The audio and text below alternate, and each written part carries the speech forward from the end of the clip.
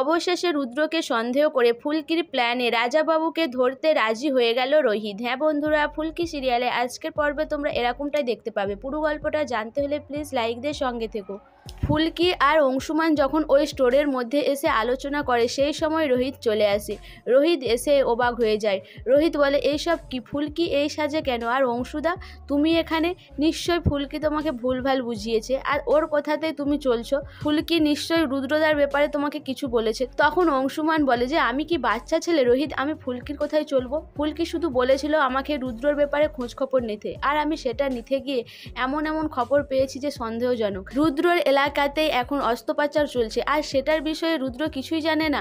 আবার একটা বড় ধরনের অস্ত্রোপচার হতে চলেছে আর এর মধ্যে রয়েছে রাজাবাবু। রাজাবাবুর নামটা শুনে রোহিত বলে যে আবার রাজাবাবু? তখনই ফুলকি বলে যে হ্যাঁ রাজাবাবু, যেই রাজাবাবু নীলিমা চানুকে গায়েব করে দিয়েছিল আর সেই রাজাবাবুই আবার এই অস্ত্রোপচারে। এই দুটোর সাথে কি কোনো যোগসূত্র নেই জামাইবাবুর? আমার তো মনে হয় কোনো না কোনো একটা যোগসূত্র রয়েছে। তখন রোহিত বলে এই রাজাবাবুটা কে আর সে কি চাইছে? তখন ফুলকি বলে এই রাজাবাবুই আমাকে খুন করতে চেয়েছিল। আমরা যদি এই রাজাবাবুকে ধরতে পারি তাহলে কিন্তু আমাদের কাছে সবটা পরিষ্কার হয়ে যাবে।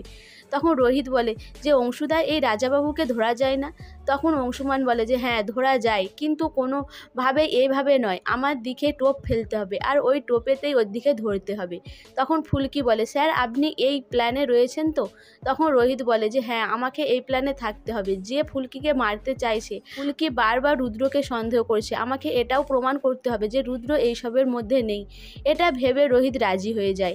এরপরে রোহিত বাড়িতে এসে ওইসব কথাগুলো ভাবতে থাকে।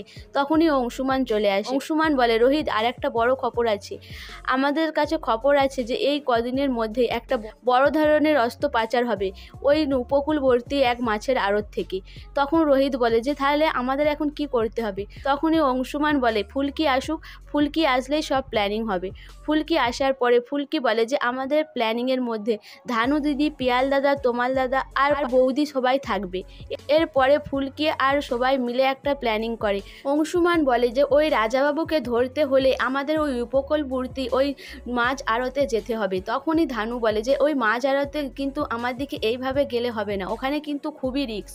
তখন অংশুমান বলে যে হ্যাঁ ঠিকই বলেছো, ওখানে রাজাবাবুর সব লোক রয়েছে আর ওখানে গেলে কেউ সহজে মুখ খুলবে না, কেউ এই অস্ত্র পাচারের ব্যাপারে কোনো কিছুই বলবে না। আমি শুনেছি যে ওই মাছের মাধ্যমেই অস্ত্র পাচার হয়।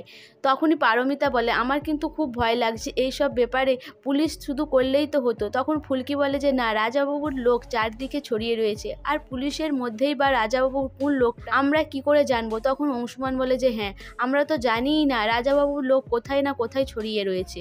তখন ফুলকি বলে যে নীলিমা চানুকে যেভাবে ছদ্মবেশে ওই আয়াটা গিয়ে খুন করেছিল, আমরাও যদি ওইভাবেই ছদ্মবেশ নিই। এই কথাটা শুনে রোহিদারে সবাই রাজি হয়ে যায়। তারপরে ফুলকি বলে যে এইসব ব্যাপারে আমরা কিন্তু কারোর সাথে কোনো আলোচনা করব না, কোনোভাবেই দিদিভাই আর জামাইবাবু যেন না জানতে পারে, আমাকে ছুঁয়ে প্রমিস করো। এরপর সবাই ফুলকিকে ছুঁয়ে প্রমিস করে। ফুলকি বলে যে আমরা ওখানে যাব ছদ্মবেশে আর আমরা ওখানে অস্ত্র পাচারের ছদ্মবেশে যাব। তখন পারমিতা বলে যে অস্ত্র পাচারের ছদ্মবেশ ধরবে যে, তারা কিভাবে কথা বলে, কি করে না করে আমরা তো কিছুই জানি না, তাহলে কি করে হবে? তখন রোহিত বলে যে এই সব কিছু ভালো করে প্ল্যানিং করে পারফেক্ট হয়ে যেতে হবে। এরপরে ধানু বলে যে আমি ফুলকিকে ট্রেনিং দেব। এর পরের দিনেই রোহিত অস্ত্র পাচারকারীর ছদ্মবেশ নেয়। সেটা দেখে পিয়াল আর তমাল বলে যে একদমই চেনা যাচ্ছে না। এরপর রোহিত বলে যদি চেনা যায়। তখন পিয়াল এসে আবার একটা চশমা পরিয়ে দেয়। তারপর রোহিতকে আর চেনা যায় না। এদিকে পিয়াল বলে যে ধানু মনে হয় ছড়াবে, ফুলকিকে কি সাজালো কে জানে। এরপরে যখন ফুলকি আসে, ফুলকিকে দেখে রোহিত চমকে যায়। ফুলকিকে দেখে তো অবাক, ফুলকিকে কেউ চিনতেই পারে না। ধানু বলে কি কেমন সাজিয়েছি?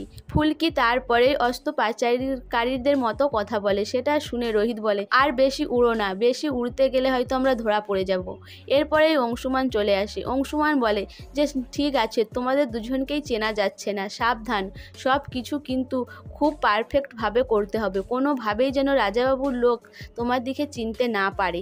সো বন্ধুরা, ফুলকি আর রোহিত কি ওই অস্ত্র পাচারকারীদের কাছে গিয়ে রাজাবাবুর কোনো কিনারা পাবে? তোমাদের কি মনে হয়? অবশ্যই আমাকে কমেন্ট করে জানাবে। আর আমার ভিডিওটা ভালো লাগলে প্লিজ সাবস্ক্রাইব করে দিও আর লাইক কমেন্ট শেয়ার করো।